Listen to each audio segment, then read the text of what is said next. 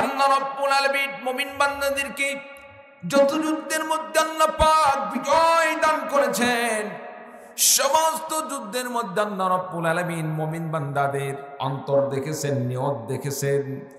মুমিন বান্দাদের যেখানে নিয়ত সবচেয়ে বেশি পাকা ছিল আল্লাহ পাক সেখানে মুমিন বান্দাদেরকে অবশ্যই বিজয় দান করেছেন। যেমন লক্ষ্য করে দেখুন, আল্লাহ রাব্বুল আলামিন বদর যুদ্ধে সামান্য ৩১৩ জন আল্লাহ রাব্বুল আলামিন ৩১৩ জন সাহাবীকে মুজাহিদদেরকে হাজার অধিক কাফের মুশরিকদের বিরুদ্ধে আল্লাহ রাব্বুল আলামিন বিজয় দান করেছিলেন। এর মাধ্যমে স্পষ্ট হয়ে যায় মুমিন বান্দা কোনোদিন সংখ্যার মাধ্যমে বিজয় অর্জন করে নাই। মুমিন বান্দা সবেমাত্র বিজয় অর্জন করেছে নিজের ঈমানের দ্বারা, নিজের কিনে দ্বারা, নিজের বিশ্বাসের দ্বারা। চিৎকার দিয়ে বলুন ঠিক কিনা? আমার ভাইরা, আমার বন্ধুগণের জন্য হেনমন্য হওয়া যাবে না, দুর্বল হওয়া যাবে না। কাফেরের শক্তি যতই বেশি হোক না কেন, কুফরের শক্তি যতই বেশি হোক না কেন, মুমিন বান্দা যদি ঈমান পাক্কা করে সঠিক ঈমান নিয়ে, সঠিক সিদ্ধান্ত নিয়ে, আল্লাহকে সন্তুষ্ট করার নিয়ত নিয়ে মুমিন বান্দা যদি মাঠে ময়দানে ঝাঁপিয়ে পড়ে, আর যদি মনে মনে এই নিয়ত থাকে যদি বেঁচে যায়, আল্লাহ রাব্বুল আলামিন বেঁচে গেলে আমাকে আল্লাহ রাব্বুল আলামিন রাজত্ব দান করবেন, খেলাফত দান করবেন, আল্লাহ পাক গাজী বানাবেন। আর যদি ইসলামের জন্য লড়াই করতে করতে দুনিয়া থেকে বিদায় নিয়ে চলে যায়, দুনিয়া থেকে বিদায় নিয়ে চলে গেলে তবু মুমিনদের কোনো পরাজয় নেই। মুমিন বান্দা যদি লড়াই করতে করতে, ইসলামের পক্ষে লড়াই করতে করতে মুমিন বান্দা যদি দুনিয়া থেকে বিদায় নিয়ে চলে যায়, আল্লাহ রাব্বুল আলামিন মুমিন বান্দাকে শহীদের উচ্চ মাকাম দান করে, শাহাদাতের উচ্চ মাকাম দান করে আল্লাহ রাব্বুল আলামিন মুমিন বান্দাকে শহীদ হিসেবে কবুল করে নেবেন। বলুন সুবহানাল্লাহ। কে বলেছেন? আর চিৎকার দিয়ে বলুন কে? আল্লাহ পাক বলেছেন, বান্দা তোমরা সংখ্যা নিয়ে তুমি বিজয় হওয়ার আশা দেখো না, ঈমানের দাবিতে তুমি বিজয় হওয়ার আশা করো।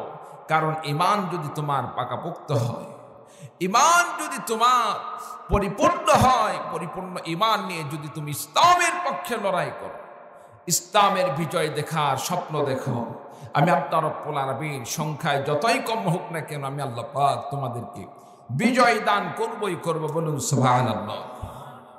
আমার ভাইরা, আমার বন্ধুগণ, আল্লাহ রাব্বুল আলামিন পবিত্র কোরআনে কারীমের মধ্যে ঘোষণা দিয়ে বলেন, ওয়ালা তাহিনু ওয়ালা তাহজানু ওয়া আনতুমুল আ'লাউনা ইন কুনতুম মুমিনিন। আল্লাহ রাব্বুল আলামিন বললেন, মুমিন বান্দারা লড়াইয়ের মধ্যে তোমরা, লড়াইয়ের মাঠে তোমরা হীনমন্য হও না, তোমরা দুর্বল হয়ে পড়ো না। কাফেরদের সংখ্যা দেখে, অস্ত্র দেখে, কাফেরদের সৈন্য সংখ্যা দেখে, কাফেরদের অস্ত্রের বাহার দেখে তোমরা দুর্বল হয়ে পড়ো না, তোমরা চিন্তিত হয়ে পড়ো না, তোমরা দুর্বল হয়ে পড়ো না, তোমরা মনোবল হারিয়ে ফেরো না। আল্লাহ রাব্বুল আলামিন ঘোষণা দিয়ে বলেন, ইন কুনতুম মুমিনিন, তোমরা যদি প্রকৃতপক্ষে মুমিন হয়ে থাকো, প্রকৃতপক্ষে ঈমানদার হয়ে থাকো, আমি আল্লাহ রাব্বুল আলামিন ঘোষণা দিয়ে দিলাম, বান্দা আমি আল্লাহ পাক তোমাদেরকে বিজয় দান করব। বলুন সুবহানাল্লাহ। একটু কালিমা পড়ুন, লা ইলাহা ইল্লাল্লাহ, লা ইলাহা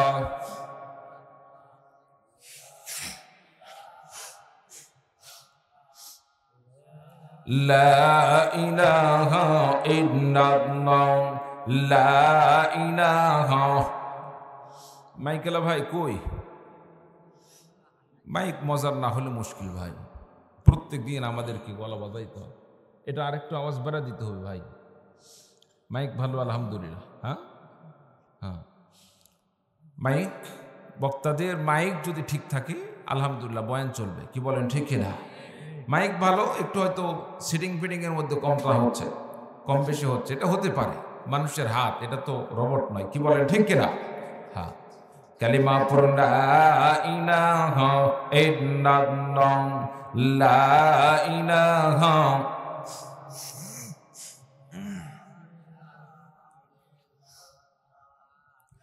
লা ইলাহা ইল্লাল্লাহু মুহাম্মাদুর রাসূলুল্লাহ।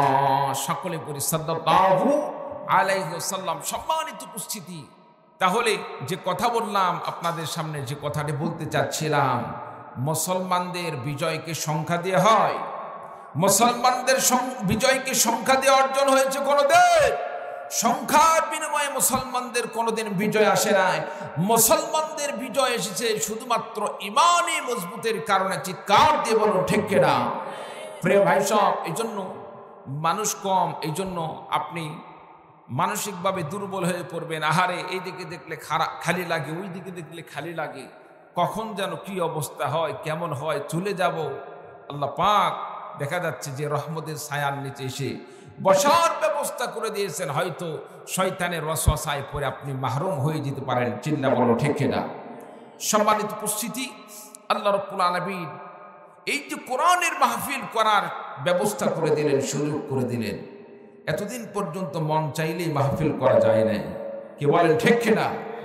যত বাধা আমরা লক্ষ্য করেছি, দীর্ঘ 15-16 বছর পর্যন্ত আমরা দেখেছি কোরআনে কারীমের তাফসীর মাহফিল করতে গেলে যত প্রকার বাধা বিপত্তির মাধ্যমে মাহফিলগুলোকে বন্ধ করে দেওয়া হতো। তাদেরকে যদি অতিথি না করা হয়, মাহফিল করা যাবে না।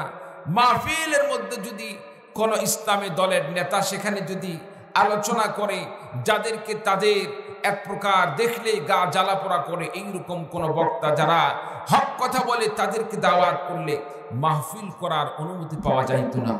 সম্মানিত উপস্থিতি, বড় আফসোসের বিষয়, আল্লাহ পাক সেই পরিস্থিতি থেকে সুন্দর একটি পরিবেশে আল্লাহ রাব্বুল আলামিন আপনাকে আমাকে অনুকূল একটি পরিবেশ তৈরি করে দিয়েছেন। এখনো যদি আমি কোরআনের কথা শুনতে না আসি, মনে করতে হবে আমার কপালে আপনার কপালে শনি আছে, আপনার আমার কপালে বড় দুর্ভাগা আছে। কারণ কোরআনের মাহফিল, কোরআনের তাফসীর আগে করতে ইচ্ছা করলেও করার সুযোগ ছিল না। এখন মাহফিল করার আয়োজন করার ব্যবস্থা হচ্ছে। আল্লাহ পাক সেই সুযোগের ব্যবস্থা করে দিয়েছেন, সেই সুযোগ করে দিয়েছেন। তারপরেও কোরআনের কথা শুনতে আসলাম না। বুঝতে হবে আমার মতো হতভাগা আর কোনো ব্যক্তি হতে পারে না। চিৎকার দিয়ে বলো ঠিক কিনা? সম্মানিত উপস্থিতি, এই জন্য এলাকায় যে সমস্ত ভাইরা এখনো অবস্থান করছেন, আমি তাদেরকে অনুরোধ করবো, একটি দিন কোরআনের কথা শোনার জন্য আসুন। দলমত নির্বিশেষে, হিংসা বিদ্বেষ বাদ দিয়ে কোরআনের ভালোবাসায়, ইসলামের ভালোবাসায় যুবক ভাইদেরকে বলবো, যুবক ভাই, তুমি তো তোমার পরিচয় হযরত হামজা রাদিয়াল্লাহু তাআলা আনহুর মতো, তোমার পরিচয় হওয়া দরকার হযরত ওমর রাদিয়াল্লাহু তাআলা আনহুর মতো। ইসলামের পক্ষে দলমত নির্বিশেষে তুমি সব কিছুকে বিলীন করে দিবে। আজকে তুমি কেন মাহফিল থেকে দূরে সরে আসো?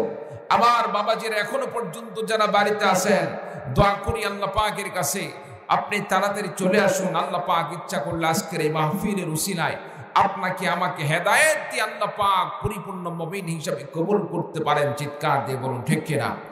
সম্মানিত উপস্থিতি, এতদিন পর্যন্ত কোরআনের মাহফিল বাধা দেওয়া হতো, সেখান থেকে আজকে আল্লাহ রাব্বুল আলামিন এই কোরআনে কারীমের মাহফিলকে নির্দ্বিধায় করার মতো পরিবেশ দান করেছেন। যিনি এই পরিবেশ দান করলেন তিনি কে? আরো জোরে বলেন, তিনি কে? কোরআনের মাহফিল, যে সময় এমন একটি সময় ছিল মাহফিল করতে গেলে বাধা দেওয়া হতো, সেই সময় যারা ক্ষমতায় ছিল তাদেরকে ক্ষমতায় কে বসিয়েছিলেন? জোরে বলুন কে?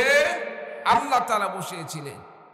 কিন্তু ক্ষমতায় বসার পরে আল্লাহর নাম আর মনে থাকে না, আল্লাহর কথা আর মনে থাকে না। আল্লাহ পাক যে সম্মান দেওয়ার মালিক, আল্লাহ রাব্বুল আলামিন ইজ্জত দেওয়ার মালিক, সেই কথা তার মনে থাকে না। সে মনে করে আমি বাপদাদার পৈতৃক সম্পত্তি হিসাবে আমি ক্ষমতার চেয়ারে বসেছি, এই চেয়ার আমার বংশই সারা জীবন ভোগ করবে, এইরকম তারা চিন্তা করেছিল। আল্লাহ পাক বেশি বাড়াবাড়ি করার কারণে আল্লাহ রাব্বুল আলামিন এমন ভাবে তাদেরকে লাঞ্ছিত করে দেশ থেকে বাহির করে দিয়েছেন, দেশে আসার আর কোনো সুযোগ নেই। আমরা আহ্বান করে আসেন, খালাবনি আসে, আমরা প্রস্তুত আপনাকে বরণ করে নেওয়ার জন্য। কি বলেন ভাই, ঠিক কিনা? সম্মানিত উপস্থিত, বলুন তো দেখি ক্ষমতা দেওয়ার মালিক কে? আর জোরে বলুন কে? আল্লাহ রাব্বুল আলামিন পবিত্র কোরআনে কারীমের মধ্যে সম্পর্কে বলেন, কুলিল্লাহুম্মা মালিকাল মুলকি তুতিল মুলকা মান তাশাউ ওয়া তানজিউল মুলকা মিম্মান তাশাউ ওয়া তুইজ্জু মান তাশাউ ওয়া তুযিল্লু মান তাশাউ বিয়াদিকাল খায়র ইন্নাকা আলা কুল্লি শাইইন কাদির। আমার ভাইরা, আমার বন্ধুগণ, আল্লাহ রাব্বুল আলামিন বিশ্ব নবীকে ডাক দিয়ে বললেন, तमाम পৃথিবীর মানুষদেরকে আপনি জানিয়ে দিন, কুলিল্লাহুম্মা মালিকাল মুলকি, আল্লাহ পাক হলেন সমস্ত রাজত্বের মালিক।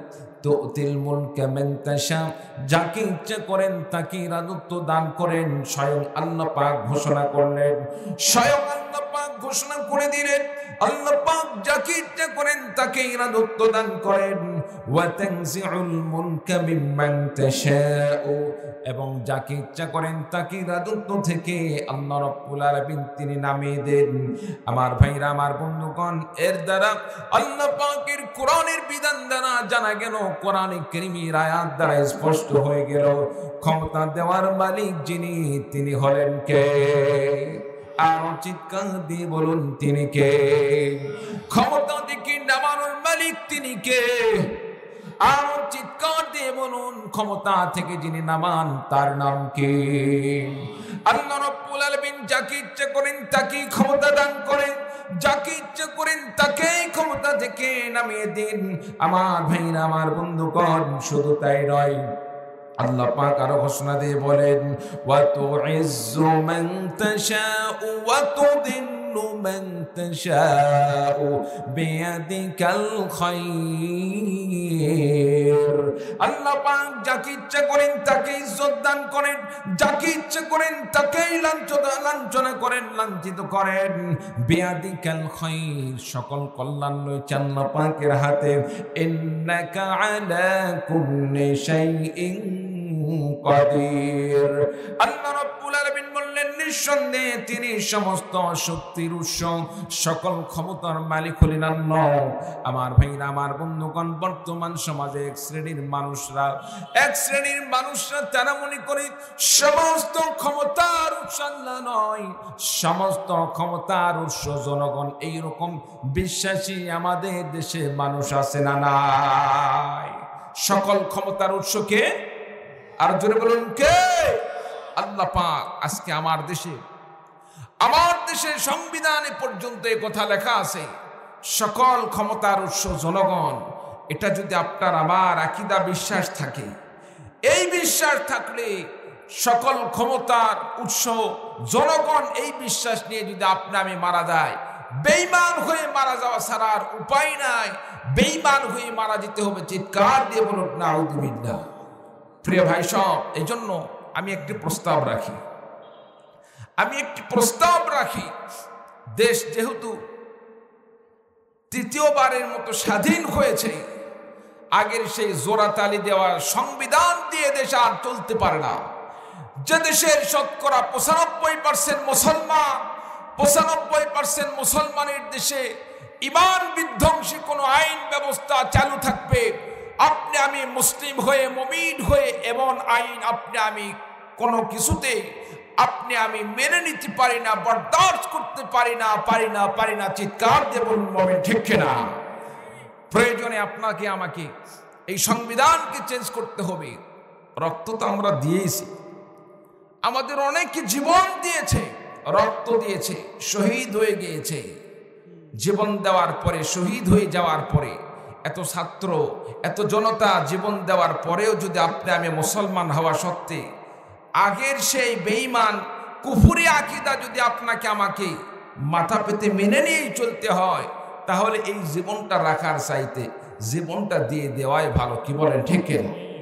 সম্মানিত উপস্থিতি, এই জন্য সমস্ত আলেমদেরকে একটি কথা বলতে হবে, সকল ক্ষমতার উৎস আল্লাহ পাক, এই বিশ্বাস এটা সাংবিধানিকভাবে আসতে হবে। যে দেশের শতকরা 95% মুসলমান, সে দেশের মুসলমানদের ঈমান বিধ্বংসী কোন আকীদা, ঈমান বিধ্বংসী কোন আইন বাস্তবায়ন হবে এটা আমরা দেখতে চাই না। এমন বিধানকে আপনাকে আমাকে অবশ্যই এটাকে পরিহার করতে হবে এবং এটাকে পরিবর্তন করে এই আপনার আমার জন্য, মুমিন বান্দার জন্য এমন সংবিধান হওয়া দরকার। সকল ক্ষমতার উৎস একমাত্র আর বলুন কে? আল্লাহ পাক। এই বিশ্বাস রাখতে হবে। এটা ব্যক্তি থেকে শুরু করে, জনগণ থেকে শুরু করে রাষ্ট্রীয় পর্যন্ত এটা থাকতে হবে। আগে যেমন বিসমিল্লাহ ছিল, বিসমিল্লাহ যেমন ছিল, যারা রেখেছিলেন আলহামদুলিল্লাহ মাশাআল্লাহ।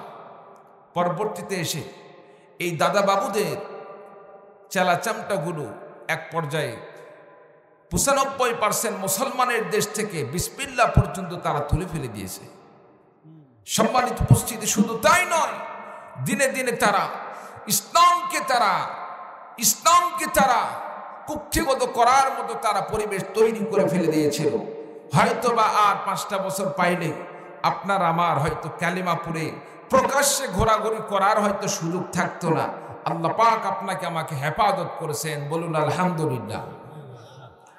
আমার ভাইরা, আমার বন্ধুগণ, সকল ক্ষমতার উৎস আল্লাহ রাব্বুল আলামিন। আল্লাহ পাক ক্ষমতা দেওয়ার মালিক, আল্লাহ রাব্বুল আলামিন ক্ষমতা থেকে নামানোর মালিক, আল্লাহ পাক ইজ্জত দেওয়ার মালিক, আল্লাহ পাক ইজ্জত থেকে নামানোর মালিক, বেইজ্জত করার মালিক আল্লাহ রাব্বুল আলামিন।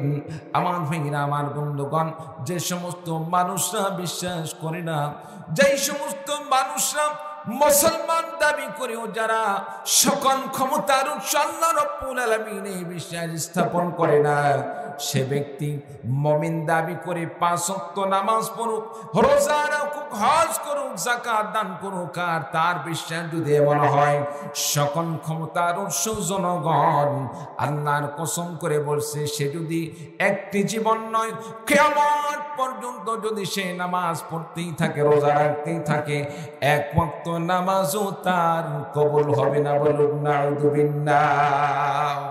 আমার ভাইরা, আমার বন্ধুগণের জন্য আল্লাহ পাক যখন সম্মান দান করেন, যখন রাজত্ব দান করেন, আল্লাহ পাক ভালোবেসে রাজত্ব দান করেন, যেভাবেই হোক আল্লাহ রাব্বুল আলামিন ক্ষমতা দান করেন, রাজত্ব দান করেন। এই ক্ষমতা মুমিনকেও দান করতে পারেন, বেঈমানকেও দান করতে পারেন। আমার ভাইরা, আমার বন্ধুগণ, মুমিন বান্দা হয়ে যদি ক্ষমতা পাওয়ার পর ক্ষমতার যদি দুর্ব্যবহার করে, আল্লাহ রাব্বুল আলামিন ইচ্ছা করলে দুনিয়াতেই তার বদলা দেখাইতে পারেন। কত ক্ষমতাসীন দুনিয়াতে যারা মুমিন নামে মুনাফিকতা করে মুসলমানদের প্রতি অত্যাচার করেছেন, জুলুম করেছেন, আইন করে তারা ইসলামকে কুক্ষিগত করার চেষ্টা করেছে, নামাজ বন্ধ করার চেষ্টা করেছে, আজান বন্ধ করার চেষ্টা করেছে, আলেমদেরকে বছরের পরে বছর কারাগারে আবদ্ধ করে রেখেছে, মাসের পরে মাস আলেমদেরকে বেকারণে অকারণে রিমান্ডে দিয়ে নির্যাতন করেছে। তাদের একমাত্র অপরাধ ছিল সত্য কথাগুলো বলা, কোরআন হাদিসের সত্য কথাগুলো মানুষের সামনে তুলে ধরা। যারা এইরকম ভাবে আলেমদেরকে নির্যাতন করেছে, নির্যাতন করে জুলুম করে তারা ক্ষমতায় টিকে থাকার স্বপ্ন দেখেছিল, আল্লাহ রাব্বুল আলামিন তাদেরকে, ফেরাউনকে যেমন ভাবে আল্লাহ রাব্বুল আলামিন নীল নদের মধ্যে পানিতে চুবিয়ে চুবিয়ে আল্লাহ পাক দুনিয়া থেকে বিদায় করে দিয়েছিলেন, নমরুদকে আল্লাহ রাব্বুল আলামিন যেমন মশার মাধ্যমে আল্লাহ পাক দুনিয়া থেকে বিদায় দিয়েছিলেন, ঠিক তেমনি ভাবে এমন স্বৈরাচারদেরকে আল্লাহ রাব্বুল আলামিন আমার জমিন থেকে, আমার দেশ থেকে তারা রান্নাকৃত ভাত খাবার ইচ্ছা ছিল, খাবার মতো আল্লাহ পাক তাদেরকে সুযোগ দান করেন নাই। রান্না করলো কিন্তু খাইতে পারলো না, দেশ থেকে পলায়ন করতে তারা বাধ্য হয়েছিল। চিৎকার দিয়ে বলুন ঠিক কিনা? সম্মানিত উপস্থিতি, এখান থেকে শিক্ষা নিতে হবে। আপনার আমার জন্য শিক্ষার বিষয় রয়েছে। মন খারাপ হচ্ছে কি? হিস্সর লোক নাকি আপনারা? হ্যাঁ, জেল খাটালো, বগুড়ার পরিচয় তো জেল খাটালো। কি বলেন ঠিক কিনা? সম্মানিত উপস্থিতি, মনে রাখতে হবে একটি জিনিস, মনে রাখতে হবে অন্যায় সেটা অন্যায়, অন্যায় কোনোদিন ন্যায় হতে পারে না। অন্যায় সেটা অন্যায়, সে একজন যদি আলেম হয়েও অন্যায় করে সেটা অন্যায়, কি বলে ঠিক কিনা? ওই যে দেখা গেল না 5 তারিখের বিদায়ের পর থেকে কত আল্লামাতুদ্দাহার আপার বিদায়ের সাথে সাথে দেখা যাচ্ছে মসজিদের ইমামতি থেকে তারাও পলায়ন করতেছে। তার মানে কি, মসজিদে থেকে তারা আপা থাকা পর্যন্ত কোনো হক কথা বলে নাই। চামচামি করে তারা ইসলাম বিরোধী যত কার্যক্রম আছে সমস্ত কার্যক্রম চালিয়েছে। গায়ের জোরে, ক্ষমতার জোরে তারা মসজিদের মেম্বারে বসে আবল তাবল বিভিন্ন প্রকার কথা বলছে এবং হক্কানি আলেমদেরকে তারা নির্যাতন করার একটি ফন্দি তৈরি করেছিল। চিৎকার দিয়ে বলুন ঠিক কিনা? বাইতুল মুকাররমের ইমাম সাহেব, খতিব সাহেব, আপনি এত বড় একজন নামি দামি ব্যক্তি, আপনি পলায়ন করবেন কেন? ইমাম সাহেব পলায়ন করার কোনো কারণ আছে? ইমাম সাহেব কোনো দল করে? কোনো দল করে না। ইমাম সাহেবের কাজ হচ্ছে নামাজ পড়াবে, সত্য কথাগুলো বলবে। আমি যদি সত্যবাদী হই, আমি যেই দলই করি না কেন, আমি ন্যায়ের পক্ষে থাকলে, আমি যদি সৎ পথে থাকি, আমি যদি কোরআন হাদিস মোতাবেক চলি, আমার উপর পাহাড় এসে আমাকে চাপ দিয়ে শেষ করে দিতে পারে, কিন্তু আমি আমার নীতি থেকে আমি কোনোদিন লড়তে পারি না। চিল্লা বলুন ঠিক কিনা? সম্মানিত উপস্থিতি, পলায়ন করবে সে সমস্ত ব্যক্তি, যে সমস্ত ব্যক্তিরা প্রকৃতপক্ষে অন্যায়ের সাথে জড়িত ছিল, কি বলেন ঠিক কিনা? সম্মানিত উপস্থিতি, এই তো যারা মাথায় টুপি দিয়ে, যারা সুন্দর পোশাক পরে আলেম নাম ধারণ করে আলেমদেরকে নির্যাতন করার পেছনে, হক্কানি আলেমদেরকে নির্যাতন করেছে এবং ওই জালেমদেরকে ক্ষমতায় টিকে থাকার জন্য যারা বিভিন্নভাবে সহযোগিতা করে গিয়েছে, ধর্মীয় সাইড দিয়ে হোক, বিভিন্ন সাইড দিয়ে হোক, মনে করতে হবে তারা প্রকৃতপক্ষে আলেম নয়, তারা আলেম নামে জালেম। চিল্লা বলুন ঠিক কিনা? সম্মানিত উপস্থিতি, এই জন্য আপনি আমি আলেম হই বা না হই, আপনি আমি মুসলমান, আপনি আমি মানুষ, আপনাকে আমাকে আল্লাহ পাক বিবেক দান করেছেন। এই বিবেকের বিচার আল্লাহ পাক করবেন। বান্দা, তুমি অন্যায় দেখলে অন্যায়ের প্রতিবাদ করলে না কেন? বান্দা, তুমি সত্য দেখেছো, সত্য দেখার পরে তুমি সেটাকে মানো না কেন? বান্দা, তুমি অপরাধ দেখেছো, অপরাধ দেখার পরে তুমি প্রতিবাদ করলে না কেন? সম্মানিত উপস্থিতি, যারাই এতদিন পর্যন্ত অন্যায়ের প্রতিবাদ করেছে, অন্যায়ের সাথে আপোষ না করে ঘাড়ে 10টা 20টা 30টা 40টা মামলা নিয়ে যারা দিনের পরে দিন কারাগারে তারা এইরকম ভাবে ঘোরাফেরা করছে, নির্যাতনের শিকার হয়েছে, ঘর বাড়ি ছাড়া হয়ে যারা এক পর্যায়ে আপনার ধানের আবাদ, ধানের খ্যাত ইত্যাদি এগুলোর মধ্যে যারা জীবন পার করেছে, প্রিয় ভাই সব, তারা যদি প্রকৃতপক্ষে অন্যায়ের প্রতিবাদ করার জন্য এই শাস্তি পেয়ে থাকে, আল্লাহ পাক তাদেরকে আখিরাতে এর বদলা দান করবেন। বলুন সুবহানাল্লাহ। আর যারা নামাজ পড়ে, যারা রোজা রেখে জালেমদের সাথে যারা আতাত করে চলেছে আর দেশবিরোধী যত ষড়যন্ত্র হয়েছে সেটাকে বাস্তবায়ন করার সুযোগ দিয়েছে, নামাজ পড়লেও তাদের রক্ষা নাই, কারণ তারা মুমিন না, তারা হচ্ছে প্রকৃতপক্ষে মুনাফিক। কারণ জালেমদের সাথে কোন আলেমের সম্পর্ক হতে পারে না, জালেমদের সাথে কোন ন্যায়নিষ্ঠবান ব্যক্তি, ইমানদার ব্যক্তির কোনো সম্পর্ক থাকতে পারে না। চিৎকার দিয়ে বলুন ঠিক কিনা? সম্মানিত উপস্থিতি, তাহলে আপনাকে আমাকে বিশ্বাস করতে হবে সমস্ত ক্ষমতা দেওয়ার মালিককে আল্লাহ পাক। আমার ভাইরা, আমার বন্ধুগণ, যেই সমস্ত মানুষরা বিশ্বাস করে না সকল ক্ষমতার উৎস আল্লাহ রাব্বুল আলামিন, এই সমস্ত ব্যক্তিরা যখন দুনিয়া থেকে বিদায় নিয়ে চলে যাবে, এই সমস্ত মানুষরা যখন দুনিয়া থেকে বিদায় নিয়ে চলে যাবে, এরা যখন হাসরের ময়দানে উঠবে, কিয়ামতের ময়দানে যখন কিয়ামতের ময়দানে পুনরুত্থিত হবে, হাসরের ময়দানে উঠবে, হাসরের ময়দানে ওঠার পরে এই সমস্ত ব্যক্তিরা তখন লক্ষ্য করবেন আল্লাহ পাক তাদের সম্পর্কে ঘোষণা দিয়ে বলেন ওয়ালাউ ইয়ারাল লাযীনা যালামু ইদ ইয়ারাউনাল আযাব আন্নাল কুওয়াতা লিল্লাহি জামিআ ওয়া আন্নাল্লাহা শাদীদুল আযাব।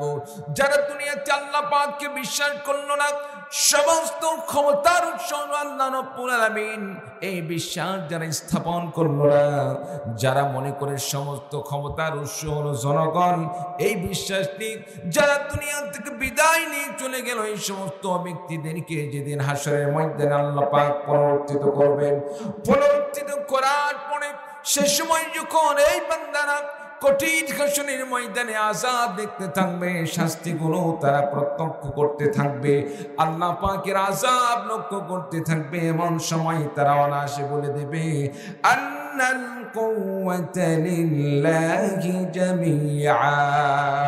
সেদিন বান্দা ঘোষণা দিয়ে দিবে, দুনিয়াতে আমি যে বিশ্বাস স্থাপন করেছিলাম, আমি যে বিশ্বাস করেছিলাম সমস্ত ক্ষমতার উৎস জনগণ, আল্লাহ সমস্ত ক্ষমতার উৎস, এই কথা যে আমি দুনিয়াতে মানছিলাম না, সেটা ছিল ভুল।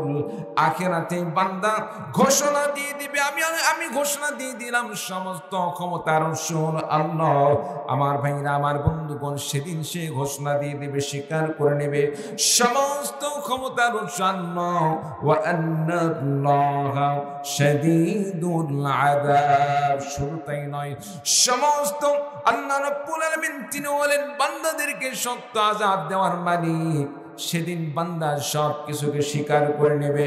আল্লাহ বলবে, বান্দারে, যেখানে মেনে নেওয়ার কথা ছিল, যেখানে তুমি স্বীকার করে নেওয়ার দরকার ছিল, সেখানে তুমি স্বীকার করো নাই। সমস্ত ক্ষমতার উৎস আল্লাহ রাব্বুল আলামিন, যেখানে মানার দরকার ছিল সেখানে মানো নাই।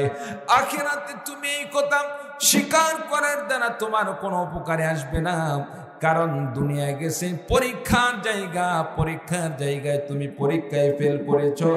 আখিরাত হলো প্রতিদানের জায়গা। এখানে এসে তুমি হাজারো বার যদি তুমি স্বীকার করো, কোনো উপকার নাই। যাও যাও, তোমার ঠিকানা জাহান্নাম, জাহান্নামের মধ্যে তুমি ঠিকানা করে নাও। বলুন নাউযুবিল্লাহ। সম্মানিত উপস্থিতি, তাহলে এখান থেকে কি বুঝতে পারলাম? আল্লাহ শাদীদুল আযাব, আল্লাহ পাক তিনি হলেন সবচাইতে বেশি আল্লাহ পাক কঠিন শাস্তি দেওয়ার মালিক। প্রিয় ভাই সব, এই আয়াতগুলো থেকে আমাদের একটি সঠিক আকীদা শিক্ষা হয়ে গেল। খারাপ লাগে? খারাপ লাগে ভাই? সঠিক আকীদা কি?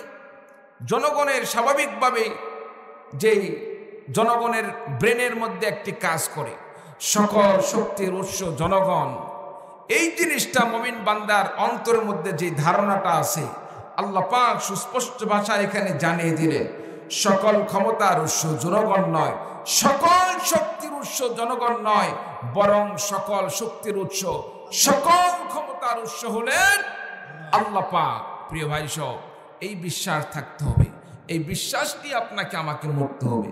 ক্ষমতায় যেতে পারেন আর না পারেন, ক্ষমতায় যাওয়ার জন্য যা আপনি মেনে নেবেন, বিশ্বাস করবেন সকল ক্ষমতার উৎস জনগণ। দুনিয়াতে সাময়িক কিছুদিন ভোগবিলাস করতে পারবেন, কিন্তু মনে রাখতে হবে দুনিয়ার জিন্দেগি আসল নয়, আখিরাতের জিন্দেগিটা হচ্ছে আসল। সেখানে কিন্তু আপনাকে স্থায়ী জিন্দেগি, সেখানে আগুনের মধ্যে অবস্থান করতে হবে। চিৎকার দিয়ে বলুন ঠিক কিনা? আল্লাহ পাক আমাদের সকলকে সঠিক আকীদা গ্রহণ করার মতো তৌফিক দান করুন। সকলে বলে আল্লাহুম্মা আমিন। সম্মানিত উপস্থিতি, তাহলে এখান থেকে বুঝতে পারলাম ক্ষমতা দেওয়ার মালিক কে? আল্লাহ পাক। বর্তমানে ডক্টর ইউনূস স্যার, তিনি যে আজকে প্রধান উপদেষ্টা, আজ থেকে 6 মাস 8 মাস আগে তিনি কি ভাবতে পারছিলেন? তিনি কি ভাবতে পেরেছিলেন কোনোদিন বাংলাদেশের প্রধান উপদেষ্টা পদে আসবেন? ভাবার পরিবেশ ছিল না, কারণ সে সময় তো পুরোটা বাংলাদেশ শ্মশানময় অবস্থা ছিল। তিনি ভাবতেই পারেন না আল্লাহ তাআলা তাকে এই জায়গায় নিয়ে আসবে। সম্মানিত উপস্থিতি, এর আগে যত পালা বদল হয়েছে, নির্বাচনের মাধ্যমে হোক আর অন্য কোনো মাধ্যমেই হোক, নির্বাচনের মাধ্যমেও যদি কেউ ক্ষমতার চেয়ারে যায়, নির্বাচনের মাধ্যমে চেয়ারে গেলে সেটাও আল্লাহ পাক সেখানে বসানোর মালিক। নির্বাচন বাদ দিয়ে সিলেকশনের মাধ্যমেও যদি কেউ ক্ষমতার চেয়ারে যায়, এটাও সেখানে ক্ষমতায় বসানোর মালিক কে? আল্লাহ পাক। সম্মানিত উপস্থিতি, এই জন্য আমাদেরকে বিশ্বাস রাখতে হবে সকল ক্ষমতার উৎস আল্লাহ রাব্বুল আলামিন। সুতরাং যারা ক্ষমতায় টিকে থাকার জন্য মানুষদেরকে নির্যাতন করে জুলুম করে শেষ করে দিয়েছে, দুনিয়ার কেউ বিচার না করলেও আল্লাহ পাক তাদের বিচার একদিন করবেন। চিৎকার দিয়ে বলুন ঠিক কিনা? আমার ভাইরা, আমার বন্ধুগণ, এই জন্য একটি জিনিস মনে রাখতে হবে, ইসলামের পক্ষে থাকতে হলে, কোরআনের পক্ষে থাকলে, ইসলামের পক্ষে থাকলে বিভিন্ন প্রকার বাধা আসবে, বিভিন্ন প্রকার নির্যাতন আসবে, অত্যাচার আসবে, জুলুম আসবে। আমার নবী বিশ্বনবী সাল্লাল্লাহু আলাইহি ওয়াসাল্লাম যখন ইসলামের শুরু লগ্নে দ্বীনের দাওয়াত দান করছিলেন, মক্কি জিন্দেগিতে নবীজি যখন দ্বীনের দাওয়াত দান করলেন, সাহাবায়ে কেরামগণ ইসলাম গ্রহণ করলেন। ইসলাম গ্রহণ করার কারণে কাফির মুশরিকরা আমার নবীজির প্রতি, সাহাবায়ে কেরামদের প্রতি অত্যাচার শুরু করে দিল, জুলুম শুরু করে দিল। এক পর্যায়ে সাহাবায়ে কেরামগণ তারা চিন্তার মধ্যে পড়ে গেলেন, আহারে কবে আল্লাহ পাকের পক্ষ থেকে সুদিন আমাদের আসবে, এই অত্যাচার জুলুম কবে শেষ হয়ে যাবে? সাহাবায়ে কেরামগণ হতাশ হয়ে পড়লেন। আল্লাহ রাব্বুল আলামিন নবীজিকে এবং সাহাবায়ে কেরামদেরকে সান্ত্বনা দিতে গিয়ে সূরাতুল বুরুজ আল্লাহ রাব্বুল আলামিন নবীজির প্রতি নাযিল করে জানিয়ে দিলেন, আল্লাহ রাব্বুল আলামিন ঘোষণা দিয়ে দিলেন, কাতিলা আসহাবুল উখদুদিন নারি যাতিল ওয়াকুদ। আসহাবে উখদুদ যারা মানুষদেরকে, মুসলমানদেরকে, ইমানদারদেরকে শুধুমাত্র ঈমান আনয়ন করার কারণে যারা আগুনে নিক্ষেপ করে করে মুমিনদেরকে শহীদ করে দিয়েছিল, দুনিয়া থেকে বিদায় করে দিয়েছিল, আল্লাহ রাব্বুল আলামিন ওই জালেম আসহাবে উখদুদদেরকেও আল্লাহ রাব্বুল আলামিন সেই আগুনের মধ্যে দিয়ে পুড়ে শেষ করে দিয়েছে। বলুন নাউযুবিল্লাহ। সম্মানিত উপস্থিতি, আল্লাহ পাক নবীজিকে বললেন, নবী গো, ধৈর্য হারা হবেন না, ধৈর্য হারা হবেন না। যারা এই ধৈর্য ধারণ করে, আল্লাহ পাক তাদেরকে সফল কাম করে। দেখবেন একজন ব্যবসায়ী ভাই নিয়মিত ব্যবসা করে, নিয়মিত দোকান করে, পুঁজি খুব বেশি তা না, মাত্র 1000 টাকা নিয়ে কিছু রসুন, কিছু পেঁয়াজ, তারপরে কিছু দেখা যাচ্ছে মরিচ ইত্যাদি দিয়ে প্রত্যেকদিন সে ব্যবসা করতেছে। নিয়মিত ব্যবসা রাখার জন্য, ধরে রাখার জন্য আল্লাহ তাআলা তাকে আস্তে আস্তে বড় ধরনের একজন ব্যবসায়িক হিসাবে কবুল করেন। কখন আল্লাহ পাক বরকত দান করেন এটা বলা মুশকিল, কি বলেন ঠিক কিনা? ঠিক তেমনি ভাবে মুমিন বান্দা একদিনে 24 ঘন্টা একেবারে নামাজ পড়ে একেবারে উল্টা ফেলে দিলাম, দ্বিতীয় দিন গিয়ে একটা ওয়াক্ত নামাজ পড়লাম না, এইরকম মুমিনের আল্লাহ পাকের কাছে কোনো ফজিলত নেই। বরং ওই মুমিন বান্দা আল্লাহ পাকের কাছে প্রিয়, যে মুমিন বান্দা যথাযথভাবে অল্প আমল হলেও সেটা নিয়মিত করে। বলুন সুবহানাল্লাহ। নবীজি যখন নির্যাতনের শিকার হলেন, আল্লাহ পাক নবীজিকে একটি ঘটনা স্মরণ করে দিলেন, নবী গো, আপনি ধৈর্যহীন হবেন না। আজকে যে নির্যাতন হচ্ছে, জুলুম হচ্ছে, এটা যে নতুন কিছু এইরকম নয়।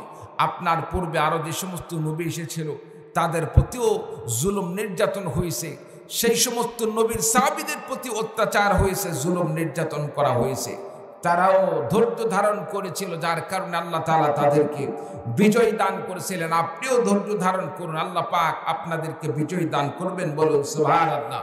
আল্লাহ পাক নবীজিকে ধৈর্য ধারণের কথা জানান দিতে গিয়ে আসহাবে উখদুদের একটি ঘটনা আল্লাহ পাক জানিয়ে দেন। এ ভাই, বিরক্ত হচ্ছেন?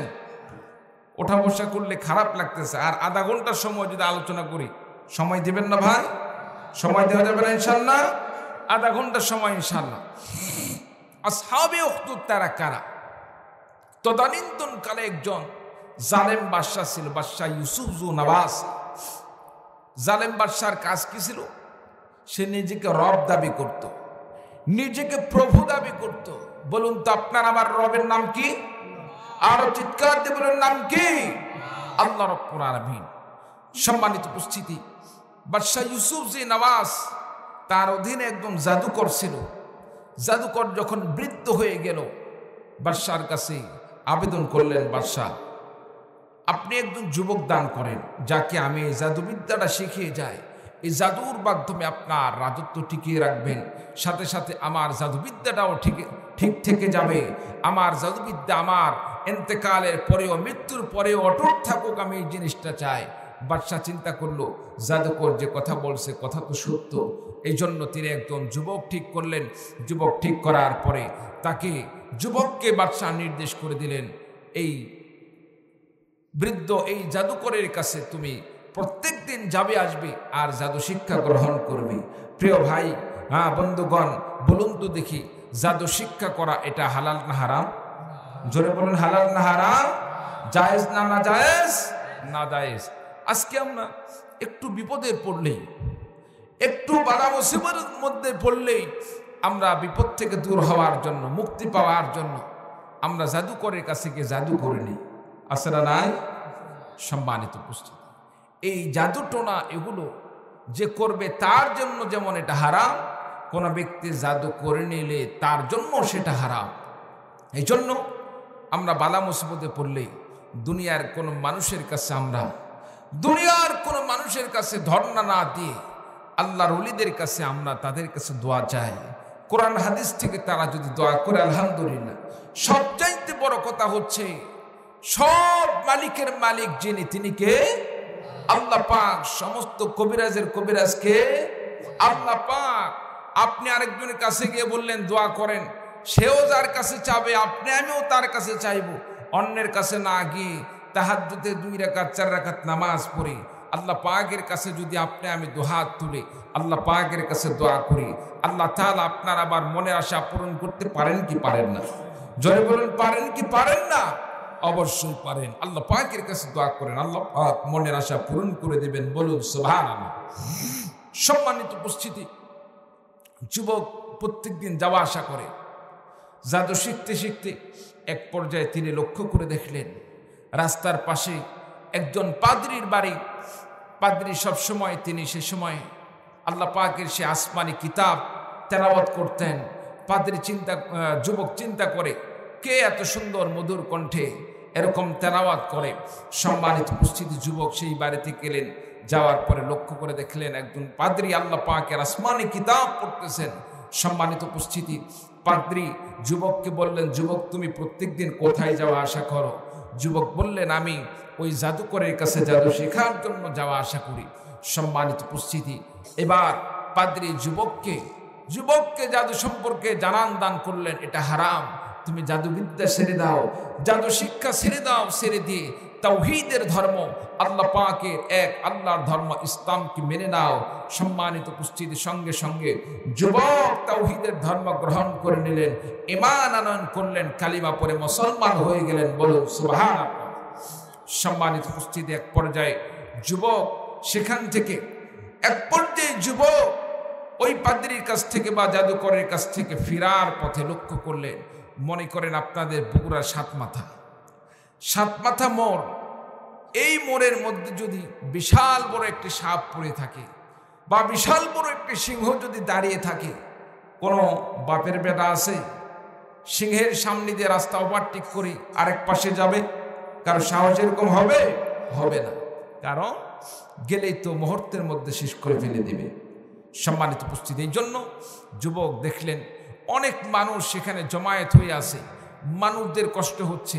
এক পর্যায়ে যুবক চিন্তা করলেন, এদের উপকার করা দরকার, আর আমার এখানে ধর্মকে যাচাই বাছাই করে নেওয়া দরকার, আসলে কোনটা ধর্ম সত্য, পাদ্রী ধর্ম সত্য নাকি জাদুকরের ধর্ম সত্য। এই জন্য যুবক একটি পাথরের টুকরা নিলেন, নিয়ে আকাশের দিকে তাকালেন।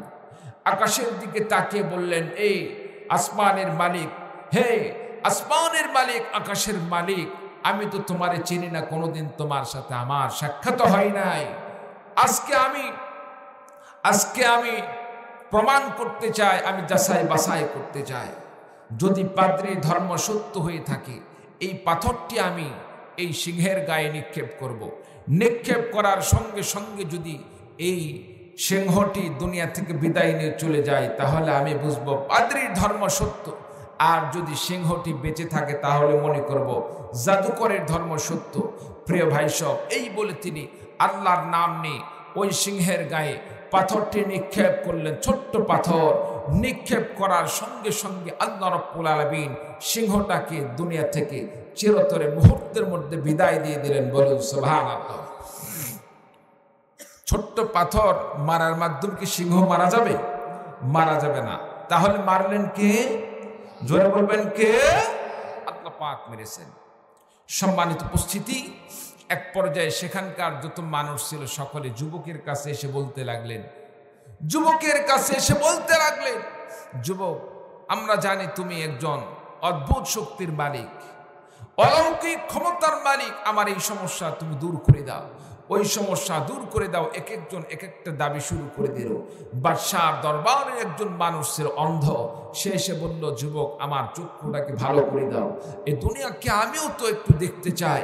সম্মানিত উপস্থিতি, এক পর্যায়ে যুবক বললেন, ভালো করার মালিক তো আমি নয়, ভালো করার মালিক আল্লাহ পাক। আমার ভাইরা, আমার বন্ধুগণ, এক পর্যায়ে যুবক তাদেরকে বললেন, ভালো করার মালিক তো আমি নয়, ভালো করার মালিক হলেন আল্লাহ। তবে একটি কাজ করতে পারি, একটা কথা দান করলে আমি আল্লাহ পাকের কাছে দোয়া করে দেব। তোমরা বাদশার ধর্ম ছেড়ে দিন, এক আল্লাহর প্রতি ঈমান আনয়ন করো, তাওহীদের ধর্ম গ্রহণ করো। এক আল্লাহর প্রতি ঈমান আনয়ন করো, তাওহীদের ধর্ম গ্রহণ করো। তাওহীদের ধর্ম যদি তোমরা গ্রহণ করো, আমি আল্লাহ পাকের কাছে দোয়া করে দিব। আল্লাহ রাব্বুল আলামিন দোয়া কবুল করে তোমাদের মনের আশাগুলোকে পূরণ করে দিবেন। বলুন সুবহানাল্লাহ। অন্ধ লোকটিকে যখন যুবক এইভাবে বললেন, অন্ধ লোকটি তার কথাই রাজি হয়ে গেলেন, বিশ্বাস করলেন, মেনে নিলেন, এক আল্লাহর প্রতি ঈমান আনয়ন করলেন। এক আল্লাহর প্রতি যখন ঈমান আনয়ন করলেন, এক আল্লাহর প্রতি ঈমান আনয়ন করার সঙ্গে সঙ্গে যুবক আল্লাহ পাকের কাছে দোয়া করে দিলেন, আল্লাহ রাব্বুল আলামিন তোমার এই বান্দার দুই চক্ষুটাকে ভালো করে দাও। দোয়া করার সঙ্গে সঙ্গে আল্লাহ রাব্বুল আলামিন অন্ধ ব্যক্তির দুইটি চক্ষুকে আল্লাহ রাব্বুল আলামিন পরিপূর্ণ সুস্থ করে দিয়েছেন। বলুন সুবহানাল্লাহ। আশেপাশে আরো যে সমস্ত মানুষগুলো ছিল তারাও এইরকম ভাবে যুবকের হাতে হাত রেখে যখন ঈমান আনয়ন করলেন, ইসলাম গ্রহণ করলেন, ঈমান আনয়ন করার সঙ্গে সঙ্গে তাদের জন্য দোয়া করলেন। আল্লাহ পাক দোয়া কবুল করে তাদেরকেও সুস্থ করে দিলেন। বলুন সুবহানাল্লাহ। একটু কালিমা পড়ুন, লা ইলাহা ইল্লাল্লাহ, লা ইলাহা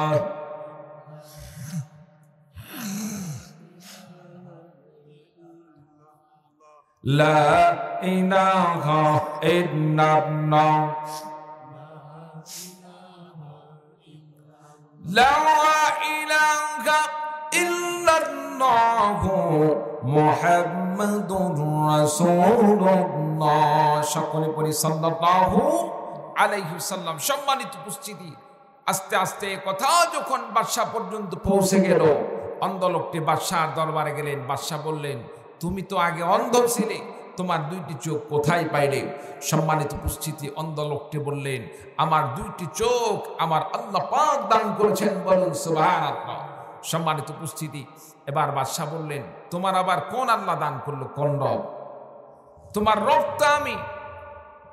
অন্ধ লোকটি বললেন, তুমি আমার কোনোদিন রব হতে পারো না। আমার রব হলো তিনি, যিনি সমস্ত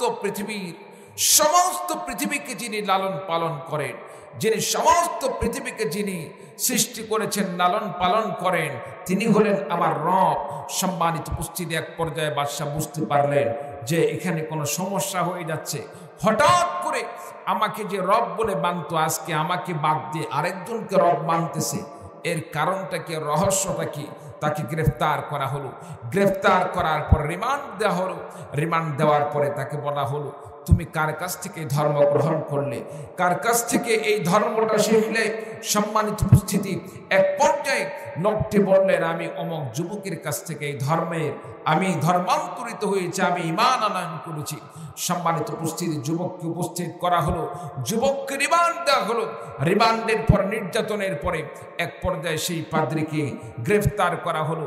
পাদ্রীকে গ্রেফতার করার পরে বাদশাহ পাদ্রীকে দুনিয়া থেকে চিরতরে বিদায় দিয়ে দিলেন। এরপরে যারা ঈমান এনেছিল তাদেরকেও শেষ করে দিলেন। বাকি রইল যুবক। যুবককে বললেন, তোমাকে এত হালকাভাবে মারলে আমার দেশের জনগণের শিক্ষা হবে না, তোমাকে এমনভাবে মারতে হবে যেভাবে মারলে দেশের জনগণ তারা বুঝতে পারবে, শিক্ষা নিতে পারবে। একজন বাদশার বিরুদ্ধে বা বাদশার ধর্মকে ত্যাগ করে অন্য ধর্ম গ্রহণ করলে, বাদশাকে রব হিসাবে না মেনে অন্য কাউকে রব মানলে তার শাস্তি কেমন হয় তোমার কাছ থেকে যেন শিক্ষা নিতে পারে। এজন্য বাদশাহ সিদ্ধান্ত নিলেন তাকে পাহাড়ের চূড়া থেকে নিক্ষেপ করে শেষ করে ফেলে দিবে। সম্মানিত উপস্থিতি, সৈন্যবাহিনী প্রস্তুত। সৈন্যবাহিনীকে নির্দেশ দেওয়া হলো, যাও তাকে পাহাড়ের চূড়ায় নিয়ে যাও, পাহাড়ের চূড়াই থেকে তাকে নিক্ষেপ করে শেষ করে দাও। সম্মানিত উপস্থিতি, রাখে আল্লাহ, জোরে বলেন রাখে আল্লাহ, মারে আল্লাহ, রাখে কে? আমার ভাইরা, আমার বন্ধুগণ, বাদশার লোকেরা এবার যুবককে পাহাড়ের চূড়ায় নিয়ে গেলেন। পাহাড়ের চূড়ায় নিয়ে যাওয়ার পরে যুবককে তারা পাহাড় থেকে নিক্ষেপ করে শেষ করে ফেলে দিবেন। যুবক আল্লাহ পাকের কাছে দোয়া করলেন, আয় আল্লাহ রব্বুল আলামিন, মাবুদ গো, তুমি রক্ষা করার মালিক, তুমি হেফাজত করার মালিক। তারা তো আমাকে মারার জন্য নিয়ে এসেছে। আল্লাহ রব্বুল আলামিন, তুমি যদি আমাকে হেফাজত করো তারা আমাকে কোনোভাবেই মারতে পারবে না। তুমি যদি আমাকে রক্ষা করো তারা কোনোভাবে আমাকে মারতে পারবে না। আল্লাহ পাক, আর তুমি যদি আমাকে বিদায় দিয়ে দাও তারা কোনোভাবে আমাকে হেফাজত করতে পারবে না। আল্লাহ রব্বুল আলামিন, এই জালেমের হাত থেকে আমার মুক্তির ব্যবস্থা করে দাও।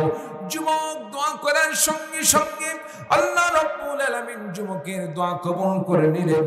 যুবক আব্দুল্লাহ বিন তামের আল্লাহ পাকের কাছে দোয়া করার সঙ্গে সঙ্গে আল্লাহ পাক দোয়া কবুল করে নিলেন। আমার ভাইরা, আমার বন্ধুগণ, এক পর্যায়ে যারা যুবককে পাহাড় থেকে নিক্ষেপ করে মারার জন্য নিয়ে গিয়েছিল, দেখা গেল তারা নিজেরাই পাহাড় থেকে তারা নিচে পড়ে গিয়ে দুনিয়া থেকে বিদায় নিয়ে চলে গেল। আর যুবক সুস্থ অবস্থায় আবার সেই বাদশার দরবারে ফিরে গেল। বলুন সুবহানাল্লাহ। বাদশার বিষম চিন্তা শুরু হয়ে গেল, টেনশন শুরু হয়ে গেল। কি অবস্থা হলো? যারা মারার জন্য নিয়ে গিয়েছিল তারা দুনিয়া থেকে বিদায় নিয়ে চলে গেল। যুবককে মারার কথা, যুবক জীবিত ফিরে আসলো। আমার ভাইরা, আমার বন্ধুগণ, এক পর্যায়ে বাদশা সিদ্ধান্ত নিল এবার তাকে পাহাড়ের চূড়ায় নয়, এবার তাকে মারতে হবে সমুদ্রের মধ্যে চুবিয়ে চুবিয়ে মারতে হবে। আমার ভাইরা, আমার বন্ধুগণ, পানিতে চুবিয়ে মারার তারা সিদ্ধান্ত নিল। বাদশা সিদ্ধান্ত নিল, দুনিয়াতে যত জালেম এসেছে, যত স্বৈরাচার গুলো এসেছিল, তারা মানুষদেরকে তাদের মতের বাহিরে গেলে পানিতে চুবিয়ে চুবিয়ে মারার স্বপ্ন দেখে চিৎকার দিয়ে বলুন ঠিক কিনা? আমার ভাইরা, আমার বন্ধুগণ, ফেরাউন বাহিনী যেমন আল্লাহর পয়গম্বর মুসা আলাইহিস সালাতু ওয়াস সালামকে পানিতে চুবিয়ে মারার স্বপ্ন দেখেছিল, যারা চুবিয়ে মারার স্বপ্ন দেখলো, ওই ফেরাউন বাহিনীর হাত থেকে আল্লাহ রব্বুল আলামিন মুসা পয়গম্বরকে, আল্লাহ রব্বুল আলামিন তার বাহিনীকে, মুসা পয়গম্বরের অনুসারীদেরকে নির্লজ্জ পার করে দিলেন। কিন্তু যেই ফেরাউন আমার নবী মুসা পয়গম্বরকে মারার জন্য পিছন থেকে ধাওয়া করেছিল, আল্লাহ রাব্বুল আলামিন ওই ফেরাউনকে নদীর মধ্যে চুবিয়ে চুবিয়ে মারলেন। শুধু তাই নয়, মৃত্যুর সময় পর্যন্ত ফেরাউন তওবা করার ইচ্ছা করেছিল, কিন্তু এমন সময় তওবা করার নিয়ত করলো যে সময় আল্লাহ পাক তওবাকে পছন্দ করেন না, যার কারণে জিবরিল আলাইহিস সালাতু ওয়াস সালাম সিদ্ধান্ত নিলেন এত অপরাধ করার পরে, নির্যাতন করার পরে, জুলুম করার পরে যদি সে তওবা করে ফেলে দেয়, তার শাস্তি হলো না, তার প্রাপ্যটা সে পরিপূর্ণভাবে পাবে না।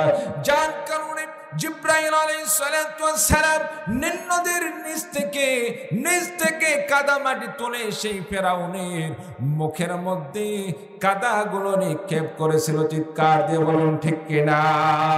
আমার ভাইরা, আমার বন্ধুগণ, আমার দেশে এমন জালেম ছিল, অত্যাচারী ছিল, যারা কথায় কথায় তাদের মতের বাইরে গেলে আলেমদেরকে, দেশপ্রেমিক জনতাদেরকে, জনগণদেরকে বারবার তারা বলতো অমুক নদীতে গিয়ে ঠুস করে ফেলে দিয়ে সেখানে পানি খাওয়াইয়া চুবাইয়া মারবো। এরকম ছিল কি ছিল না? এরকম ছিল কি ছিল না? ছিল না? সম্মানিত উপস্থিতি, তাদেরও পতন হয়ে গিয়েছে। সুতরাং ক্ষমতা নিয়ে বাড়াবাড়ি আল্লাহ পছন্দ করেন না। আমার ভাইরা, আমার বন্ধুগণ, যুবককে এইবার সাগরের মধ্যে নিয়ে যাওয়ানো, পানিতে চুবিয়ে শেষ করে দিবেন। যারা এই যুবককে পানিতে নিক্ষেপ করে মারার জন্য নিয়ে গেল, এক পর্যায়ে দেখা গেল তারাই সাগরের মধ্যে ডুবে মারা গেল। যুবক এক পর্যায়ে সে হাসতে হাসতে ওই বাদশার দরবারে আবার সামনে উপস্থিত হয়ে গেলেন। বলুন সুবহানাল্লাহ। বাদশা চিন্তার মধ্যে পড়ে গেলেন, একে আশ্চর্যকর যুবক, একে তো মারা যায় না। ঘটনাটা কি কারণে তাকে মারা যায় না? সম্মানিত উপস্থিতি, যুবক বললেন, আমাকে তো মারার খুব শখ আপনার, আমাকে তো এভাবে মারতে পারবেন না। আপনি যত চেষ্টা করুন না কেন, আপনার পদ্ধতিতে, আপনার চেষ্টায় আমাকে মারতে পারবেন না। আমাকে যদি মারতে হয় আমার তরিকাকে আপনাকে অনুসরণ করে চলতে হবে। আমি যেভাবে মারতে বলবো সেভাবে যদি আপনি মারেন তাহলে আপনি মারতে পারবেন। এবার বাদশা বললেন, তাহলে কিভাবে? এক পর্যায়ে যুবক বললেন, তাহলে একটি কাজ করেন, একটি দিন নির্ধারণ করেন, একটি মাঠ নির্ধারণ করেন। যেমন আপনাদের বগুড়ার মধ্যে উল্লেখযোগ্য মাঠ হচ্ছে আলতাফুন্নেসা খেলার মাঠ। কি বলেন ঠিক কিনা? আলতাফুন্নেসার খেলার মাঠ, খেলার জন্য যেমন দিন নির্ধারণ হয়। সমস্যা? আচ্ছা, আলতাফুন্নেসা খেলার মাঠ, দেখা যায় ফাইনাল খেলার জন্য যখন এলান হয়ে যায় অমুক তারিখে বাঘে সিংহের লড়াই আলতাফুন্নেসা খেলার মাঠে খেলা হবে, হাজার হাজার মানুষের সেখানে একেবারে ভিড় জমে যায়। দর্শকের ভিড়ের কারণে একেবারে মাঠটা টাপটুপা হয়ে যায়। সম্মানিত উপস্থিতি, যুবক বললেন, তাহলে এক কাজ করেন, একটি মাঠ নির্ধারণ করেন, মনে করেন আলতাফুন্নেসা খেলার মাঠ, আর দিন নির্ধারণ করেন শুক্রবার দিন মানুষ অবসর থাকে। শুক্রবার দিন সমস্ত মানুষদেরকে ঘোষণা দিয়ে দেন, অমক দিনে অমক মাঠে অমক যুবককে হত্যা করা হবে। যুবককে বাদশার নিয়মে মারতে পারে নাই। যুবক যেভাবে মারার কথা বলবে সেভাবেই মারবে, আর যুবক দুনিয়া থেকে বিদায় নিয়ে চলে যাবে। সমস্ত মানুষকে উপস্থিত হওয়ার জন্য আপনি নির্দেশ প্রদান করুন। বাদশা তাই করলো। বাদশা ঘোষণা দিয়ে দিলেন সকলকে সেখানে উপস্থিত হওয়ার জন্য। সম্মানিত উপস্থিতি, এক পর্যায়ে দেখা গেল হাজার হাজার লক্ষ লক্ষ মানুষের সমাগম। স্টেজ কায়েম করা হলো, স্টেজ সেখানে স্থাপন করা হলো, স্টেজে যুবককে ওঠানো হলো। চতুর্পাশে হাজার হাজার লক্ষ লক্ষ মানুষ সমাগত হয়ে আছে। সকলেই অপেক্ষায় রয়েছে কখন যুবককে মারা হবে, কিভাবে মারা হবে, আর যুবক কেমনেই বা দুনিয়া থেকে বিদায় দিয়ে চলে যাবে। সম্মানিত উপস্থিতি, যুবক বাদশাকে বললেন, একটি বাক্য বলবো, এই বাক্য বলে যদি আপনি আমার গায়ে তীর নিক্ষেপ করেন বা কোনো কিছু নিক্ষেপ করেন তাহলে আমি দুনিয়া থেকে বিদায় নিয়ে চলে যাব। সেই বাক্যটা কি? যুবক বললেন, বাক্যটা পড়বেন, বিসমি রব্বি হাদাল গোলাম, অর্থাৎ এই যুবকের, এই গোলামের রবের নামে আমি শুরু করছি, অর্থাৎ আল্লাহর নামে শুরু করছি। আমরা যেমন প্রত্যেকটা কাজ শুরু করার সময় আমরা কি পড়ি? বিসমিল্লাহির রহমানির রহিম। আমরা যেভাবে বিসমিল্লাহ পড়ি, যুবক বললেন, তুমিও আমাকে মারার সময় কিছু লাগবে না, বিসমিল্লাহ বলে নিক্ষেপ করো, আমি দুনিয়া থেকে বিদায় নিয়ে চলে যাব। সম্মানিত উপস্থিতি, বাদশা বিসমিল্লাহ বলে, বিসমি রব্বি হাদাল গোলাম বলে নিক্ষেপ করলেন। তীর হোক কিংবা অন্য কোনো কিছু হোক, নিক্ষেপ করার সাথে সাথে যুবক মুহূর্তের মধ্যে দুনিয়া থেকে বিদায় নিয়ে চলে গেলেন। বলুন সুবহানাল্লাহ। বাদশা ভাবতে লাগলেন, আহারে, এতদিন পর্যন্ত যে বিপদকে আমি লক্ষ্য করছিলাম, আজকে বিপদ মুক্ত হয়ে গেলাম। আমার সামনে আর কোনো কাঁটা নেই, আমার ক্ষমতা আর কেউ দখল করতে পারবে না। সম্মানিত উপস্থিতি, আসলে কারণের পিছনে আরেকটি কিছু কারণ থাকে, কি বলেন ঠিক কিনা? এতগুলো মানুষ সেখানে উপস্থিত, যুবক যাকে বাদশাহ মারার এত চেষ্টা করলো, মারতে পারলো না, আর যুবক নিজেই বলে দিল আমাকে এইভাবে এইভাবে মারো, তাহলে আমাকে মারতে পারবে। যুবকের জীবন দেওয়ার পেছনে তার কোনো রহস্য নাই? কি মনে করেন রহস্য নাই? এমনি কি আপনার জীবন বিলীন করে দিবেন? এমনি এমনি কি আপনি গাড়ির চাকার তলে পড়বেন? পড়বেন না।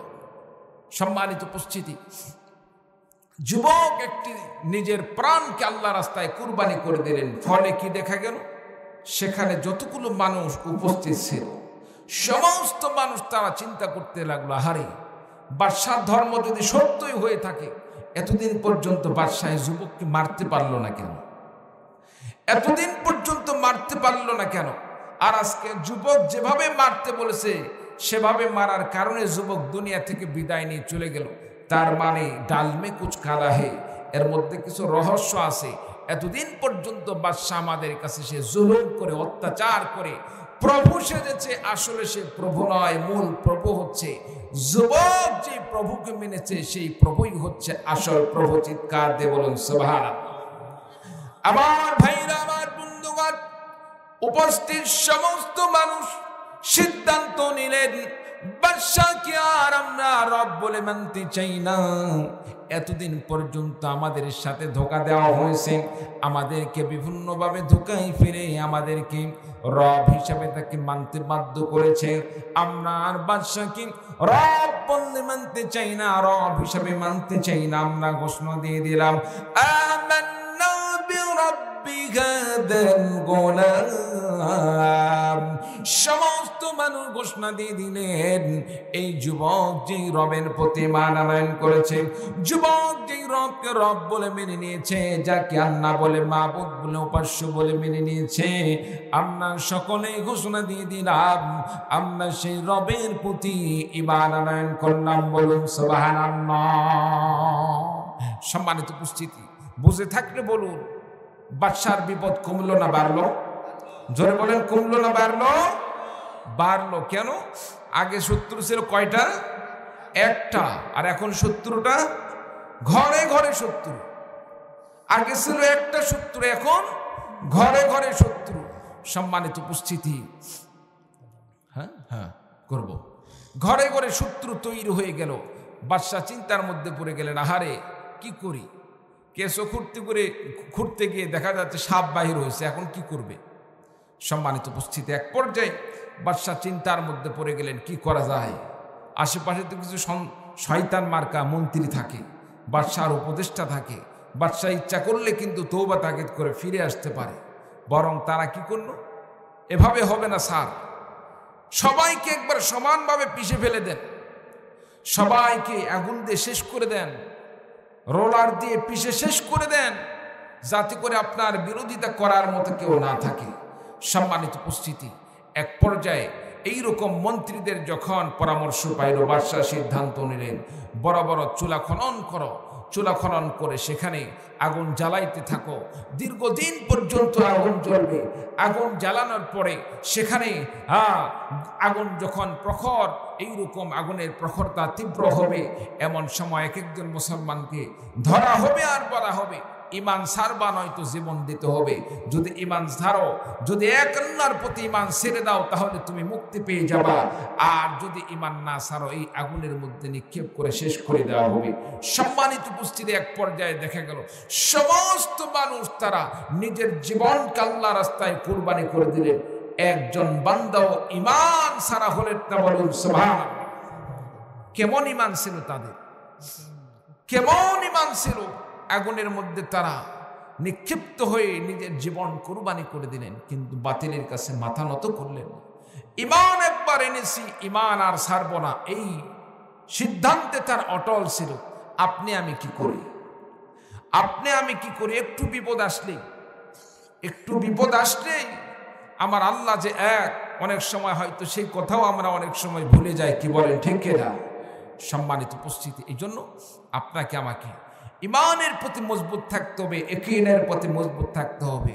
জীবন চলে যাবে, মাটির নিচে গেড়ে দেওয়া হবে, কিন্তু ঈমান থেকে এক চুল পরিমাণও পিছপা হওয়া যাবে না। রাজি আছে তো ইনশাআল্লাহ? রাজি আছে তো ইনশাআল্লাহ? সম্মানিত উপস্থিতি, সে সময় শেষ পর্যন্ত একজন মার কোলে দুধের একটি সন্তান ছিল। দুধের সন্তানটি মায়ের কোলে থাকার কারণে মা চিন্তা করলেন, আমি আগুনে নিক্ষিপ্ত হতে কোনো বাধা নেই, কিন্তু আমার সন্তানের কি অবস্থা হবে। সন্তানের জন্য তিনি একটু ইতস্তবোধ করতেছিলেন, আমার সন্তানের কি অবস্থা হবে। আমার ভাইরা, আমার বন্ধুগণ, ওই আসহাবে উখদুদ কাফিরের দল তারা মনে করতেছিল এই মহিলাটি হয়তো ঈমান ছেড়ে দিবে। আমার ভাইরা, আমার বন্ধুগণ, এমন সময় আল্লাহ রাব্বুল আলামিন শিশু বাচ্চার জবান খুলে দিলেন। আল্লাহ পাক মুখে কথা ফুটিয়ে দিলেন। আল্লাহ রাব্বুল আলামিন জবান খুলে দিলেন। শিশু বাচ্চা মাকে লক্ষ্য করে বললেন, ইয়া উম্মাহু ইসবিরি ফাইন্নাকি আলাল হক। হে মা, তুমি ধৈর্য ধারণ করো, তুমি শান্ত হও, তুমি ধৈর্য ধারণ করো, তুমি ভয় পেও না। যে আগুন দেখতেছো, তুমি আগুন দেখে তুমি ভয় পেও না, আমার জন্য কোনো চিন্তা করো না। আমাকেও যদি আগুনের মধ্যে নিক্ষেপ করে দেয়, কোনো ভয়ের কারণ নেই, চিন্তার কোনো কারণ নেই। কারণ যে আগুন আমরা দেখতেছি এটা মূলত মুমিন বান্দাদের জন্য আগুন নয়। আল্লাহ রাব্বুল আলামিন এই অগ্নিকুণ্ডের মধ্যে আল্লাহ রাব্বুল আলামিন মুমিন বান্দাদের জন্য জান্নাতের বাগান সাজিয়ে রেখেছেন। বলুন সুবহানাল্লাহ। যেমন নাকি আল্লাহ রাব্বুল আলামিন ইব্রাহিম পয়গম্বর আলাইহিস সালাতু ওয়াস সালামের জন্য অগ্নিকুণ্ডকে আল্লাহ রাব্বুল আলামিন আল্লাহ পাক জান্নাতের বাগান বানিয়ে দিয়েছিলেন। ওই আসহাবে উখদুদের হাতে নির্যাতিত এই সমস্ত মুসলমান ইমানদারদের জন্য আল্লাহ রাব্বুল আলামিন জান্নাতের বাগান বানিয়ে দিয়েছিলেন। আমার ভাইরা, আমার বন্ধুগণ, এই সমস্ত মানুষদের মতো তাদের মতো ইমানদার হওয়ার দরকার আছে না নাই? যে আসহাবে উখদুদ এই মুমিন বান্দাদেরকে হত্যা করলো, এক পর্যায়ে দেখা গেল ওই চুলার আগুনগুলো উপরের দিকে দাও দাও করে উঠে চতুর্দিকে ছড়িয়ে পড়ল। যে কাফের মুশরিকরা মুসলমানদেরকে হত্যা করে নির্যাতন করে আনন্দ ভোগ করতেছিল, এই আগুনটা চতুর্দিকে ছড়িয়ে পড়ার কারণে কাফের মুশরিকরা উপরে শেষ হয়ে গেল। কাফের মুশরিকরা আগুনে পড়ে তারা সারকার হয়ে গেল। আমার ভাইরা, আমার বন্ধুগণ, আমরা লক্ষ্য করে দেখতেছি যুগের পরে যুগে কাফের মুশরিকরা ফিলিস্তিনের মুসলমানদের প্রতি তারা অত্যাচার করছে, জুলুম করছে, নির্যাতন করছে। মা বাবার সামনে সন্তানকে হত্যা করে ফেলে দিচ্ছে, সন্তানের সামনে মা বাবাকে শেষ করে ফেলে দিল। ছোট্ট ছোট্ট বাচ্চাগুলো তারা এমন কি কান্নার অবস্থায় আল্লাহ পাকের কাছে বিচার দিয়ে মানুষদেরকে জানান দিয়ে দিলেন, আমাদের সাথে যা কিছু করা হলো এর বিচার আমরা আল্লাহ পাকের কাছে দিয়ে দিলাম। দুনিয়ায় কারো কাছে যদি বিচার না পাই, আল্লাহ পাক বিচার করবেন। এমন অনেক ঘটনা আমরা লক্ষ্য করে দেখছি। আল্লাহ পাক তাদের দোয়াকে কবুল করেন, শিশু বাচ্চাদের দোয়া কবুল করে আল্লাহ রাব্বুল আলামিন তার প্রমাণ আজকে দেখিয়ে দিচ্ছেন। জালেমদেরকে আল্লাহ রাব্বুল আলামিন কেমন শায়েস্তা করেন, যে আমেরিকার লক্ষ লক্ষ কোটি কোটি টাকার অস্ত্র দিয়ে ইসরায়েলের সন্ত্রাসরা, ইসরায়েলের ইহুদি সন্ত্রাসরা মুসলমানদেরকে হত্যা করেছে, নিষ্পাপ শিশুদেরকে হত্যা করেছে, নিরপরাধ মা বোনদেরকে যারা দুনিয়া থেকে বিদায় দিয়েছে হত্যা করেছে। আল্লাহ পাক তার বিচার হিসাবে, তার কিঞ্চিত পরিমাণ শাস্তি হিসাবে আল্লাহ রাব্বুল আলামিন আমেরিকার সেই ক্যালিফোর্নিয়ার আল্লাহ রাব্বুল আলামিন সেই অঞ্চলের মধ্যে এমন আগুন বয়ে দিয়েছেন, আগুন সেটা এমন ভাবে আল্লাহ পাক সরিয়ে দিলেন, সেখানে কোনো প্রকার মানুষ আগুন ধরিয়ে দেওয়ার দরকার হয় নাই। শত শত বিল্ডিং গুলো, হাজার হাজার বিল্ডিং গুলো আগুনে পড়ে সারকার হয়ে গেল। 20 তলা, 30 তলা, 40 তলা বিল্ডিং গুলো ধ্বংস হয়ে শেষ হয়ে গেল। কত মানুষ পড়ে সারকার হয়ে গেল। আল্লাহ পাকের এই আযাবকে প্রতিরোধ করার মতো তাদের কোনো ক্ষমতা নাই। 70,000 ফায়ার সার্ভিসের গাড়ি লাগেও তারা পানি দিয়ে সে আগুনকে নিভাইতে পারলো না। আকাশ দিয়ে বিমান দিয়ে পানি দিয়েও তারা আগুন নিভাইতে পারলো না। তার মানে স্পষ্ট হয়ে যায় আল্লাহ রাব্বুল আলামিন যাকে একবার ধরে তাকে আর রক্ষা করার মতো দুনিয়াতে কোনো শক্তি নাই। চিৎকার দিয়ে বলুন ঠিক কিনা? সম্মানিত উপস্থিতি, আল্লাহ পাক সেখানে ফিলিস্তিনের এই শিশু বাচ্চাদের আল্লাহ রাব্বুল আলামিন নির্যাতনের বদলা হিসাবে আল্লাহ পাক তাদের বিচার হিসাবে সামান্য কিছু আল্লাহ রাব্বুল আলামিন আযাবের নমুনা দুনিয়াতে দেখিয়ে দিলেন। যে আগুন মানুষও ধরে দেয় নাই, কোথায় থেকে কিভাবে আগুন আসলো, এসে সেই আগুন যেমন ভাবে পোড়াইতেছে, সাথে সাথে কোথায় থেকে বাতাস আসতেছে, বাতাস মুহূর্তের মধ্যে আগুন এক জায়গায় থেকে আরেক জায়গায় নিয়ে গিয়ে সেখানকার সবগুলো জ্বালিয়ে পুড়ে শেষ করে দিচ্ছে। সম্মানিত উপস্থিতি, এই শাস্তি কার পক্ষ থেকে? আর বলেন কার পক্ষ থেকে? আল্লাহ পাকের পক্ষ থেকে। এই শাস্তি যে তাদের জন্য শেষ, বিষয়টা এরকম নয়। এটা তো দুনিয়ার ন্যূনতম শাস্তি। আখেরাতে এর চাইতে আরো কঠিন শাস্তির ব্যবস্থা আছে। আল্লাহ পাক তাদের কঠিন শাস্তির ব্যবস্থা রেখেছে। সেই শাস্তি কি হবে সেটা জানার দরকার আছে না নাই? আর যদি বলেন জানার দরকার আছে না নাই? একটু কালেমা পড়ুন, লা ইলাহা ইল্লাল্লাহ।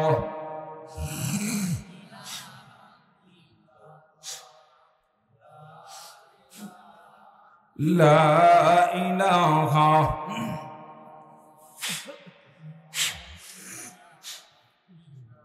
লা ইলাহা ইল্লাল্লাহু মুহাম্মাদুর রাসূলুল্লাহ।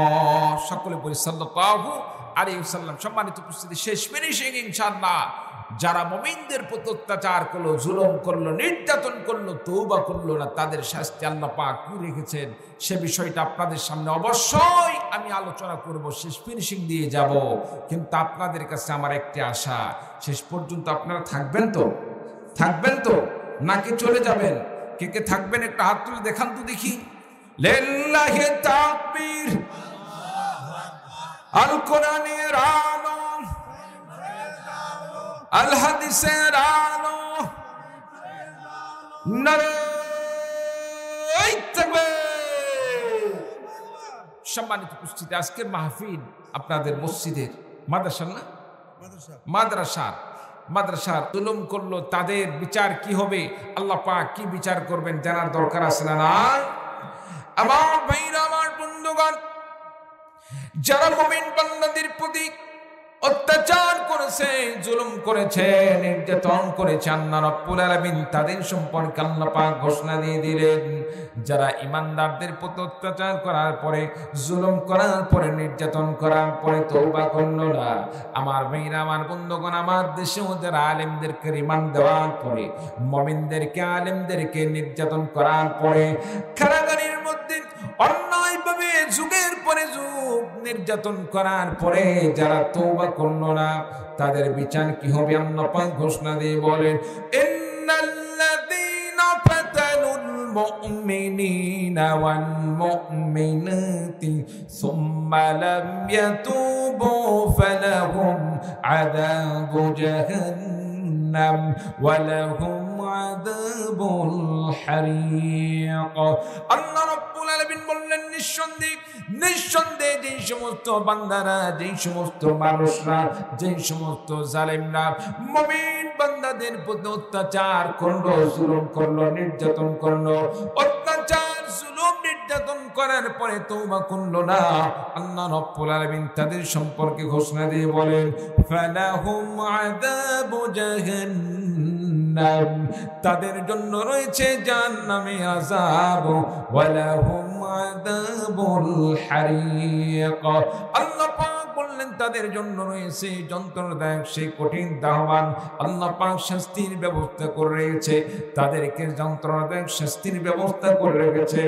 আর যে বান্দা ঈমান আনয়ন করলো, তওবা করলো, আল্লাহ রাব্বুল আলামিন তাদের সম্পর্কে বললেন, ইন্নাল্লাযীনা আমানু ওয়া আমিলুস সালিহাতি লাহুম জান্নাতুন তাজরি মিন তাহতিহাল আনহার যালিকাল ফাওজুল কাবীর।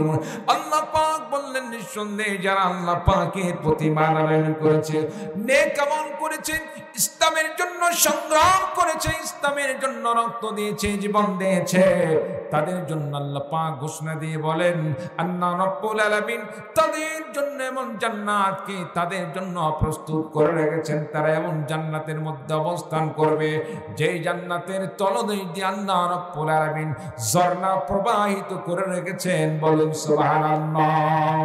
আমার ভাইরা, আমার বন্ধুগণ, এমন জান্নাতকে পাওয়ার জন্য যদি ইসলামের পক্ষে রক্ত দিতে হয়, ইসলামের পক্ষে জীবন দিতে হয়, আলেম ওলামাগণ আপনাকে আমাকে যদি ইসলামের বিজয়ের জন্য, ইসলামকে দেশের সংসদ পর্যন্ত পৌঁছানোর জন্য, কোরআনের বিধানকে সংসদ পর্যন্ত পৌঁছানোর জন্য যদি রক্ত দেওয়ার জন্য আহ্বান করে, জীবন দিতে যদি আহ্বান করে, ইসলামের বিজয়ের জন্য, ইসলামকে প্রতিষ্ঠার জন্য আল্লাহর রাস্তায় রক্ত এবং জীবন দিতেন, কোন কোন ভাই প্রস্তুত আছেন? একটা বার দুখান হাত তুলে আল্লাহ তাআলাকে দেখিয়ে দিন। লিল্লাহি তাকবীর, লিল্লাহি তাকবীর। বাস আল্লাহ পাক কবুল করুন সকলে, আল্লাহুম্মা আমিন।